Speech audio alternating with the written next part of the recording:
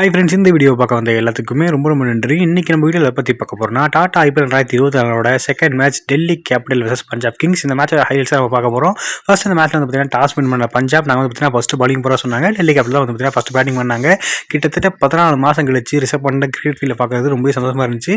First பேட்டிங்கான Delhi capital வந்து பார்த்தீங்கன்னா opening ரொம்ப சூப்பராக இருந்துச்சு. மிச்சல் மாஸாக இருக்கட்டும், டேவிட் வார்னராக இருக்கட்டும் ரொம்ப சூப்பராக இருந்தாங்க. மிச்சல் மாஸா நீ எப்படி போட்டாலும் போடுறான், நான் அடிக்கிறது மட்டும் பாராட்டுற மாதிரி அடிச்சிட்டு இருந்தாரு.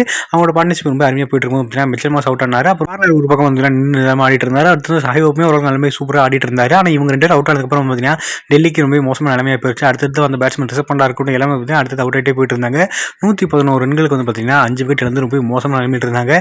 மிஞ்சி போனால் டெல்லி வந்து பார்த்தீங்கன்னா 150 அடிப்பாங்க, 140 அடிப்பாங்கன்றது தான் பேச்சாகவே இருந்துச்சு. ஆனால் பார்த்தீங்கன்னா இம்பாக்ட் பிளேயராக வந்து பார்த்தீங்கன்னா அபிஷேக் பொருள்னு ஒரு பிளேயர் இறக்குனாங்க. அபிஷேக் பொருள் வந்து பார்த்தீங்கன்னா கடைசி ஒரு அர்சல் பட்டேல் போடுவார். அந்த அர்சல் பட்டேல் ஓவர் மட்டுமே 25 ரன் அடிச்சிட்டாரு. அவர் ஆனதே வெறும் 10 பால் தான்.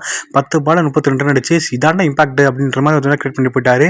அது மிஞ்சி போனால் டெல்லி ஒரு 104 அடிப்பாங்கன்றா எல்லாமே எதிர்பார்த்துட்டு இருந்தாங்க. ஆனால் 174 ரன்ன்ற ஒரு டீசன்ஸ் கூட போடுறதுக்கு வந்து பார்த்தீங்கன்னா அவரோட இன்னிங்ஸ் ரொம்ப ஹெல்ப்ஃபுல்லாக இருந்துச்சு.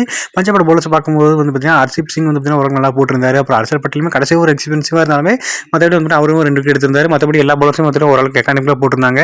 பஞ்சாப் கிங்ஸ் இந்த மேட்ச் ஜெயிக்க 20 ஓவரில் வந்து பார்த்தீங்கன்னா 175 ரன்கள் வந்து பார்த்தீங்கன்னா அடிச்சாகணும். பஞ்சாப் கிங்ஸோட ஓப்பனர்ஸை பொறுத்த வரைக்கும் வந்து பார்த்தீங்கன்னா சிகர் தவானாக இருக்கட்டும், ஜானி பேஸ்டாக இருக்கட்டும், 2 பேரும் பார்த்தீங்கன்னா ரொம்ப சூப்பரான ஸ்டார்ட் கொடுத்தாங்க. ஆனால் நடுவு அந்த கௌசிக் மாதிரி வந்து பார்த்துக்கிட்டிங்கன்னா இஷாந்த் சர்மா சிகர் தவானா போல் பண்ணிட்டாரு. ஜானி பேஸ்டா வந்து பார்த்தீங்கன்னா நோட் பண்ணிட்டாரு. அதுக்கு அடுத்து வந்த பிரசவ் சிங்குமே ரொம்ப நாளில் டக்குனு அவுட் ஆகிட்டு போயிட்டாரு. ஒரு கட்டத்தில் வந்து பார்த்தீங்கன்னா பஞ்சாப் கிங்ஸ் அவ்வளோதான் டக்குனு அவுட் ஆயிடுவாங்க. இந்த மேட்ச் டெல்லி ஈஸியாக வின் பண்ணிடுவாங்க மாதிரி தான் இருந்துச்சு. ஆனால் சாம் கரன் வந்து என்ன 18 கோடி கொடுத்து எதுக்கு எடுத்திருக்கீங்க, எதுக்கு தான் சொல்லி வந்து பார்த்தீங்கன்னா சைடில் என்ன விக்கெட்டே விழுந்துட்டு இருந்தா எல்லாமே பார்த்தீங்கன்னா இன்னொரு சைடில் சாம் கரன் அவர் விக்கெட் விடாமல் நின்று நேரமாக ரொம்ப சூப்பராக ஆடிட்டு இருந்தார். 47 பால்ல 63 ரன் ரொம்ப சூப்பரான இன்னிங்ஸ் ஆடிட்டு இருந்தாரு. அவருக்கும் லிவிங்ஸ்டனுக்கு வந்து பார்த்தீங்கன்னா ஒரு பார்ட்னர்ஷிப் போச்சு.